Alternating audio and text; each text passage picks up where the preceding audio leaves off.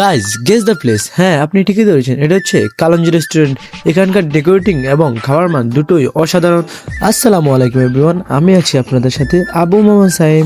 আর guys, আমরা এখানে আসার সাথে সাথে ওনারা আমাদেরকে সার্ভ করে দেয় ওয়েলকাম ড্রিঙ্কস, এবং আমরা কিছু ডেজার্ট আইটেম অর্ডার করে ব্লগের কার্যক্রম চালিয়ে যাচ্ছি। And guys, meet my cousin Zahidul Hasan Palash.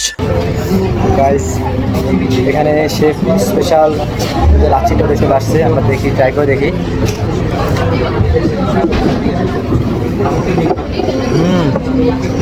Unbelievable মজা ছিল, খুব ভালো।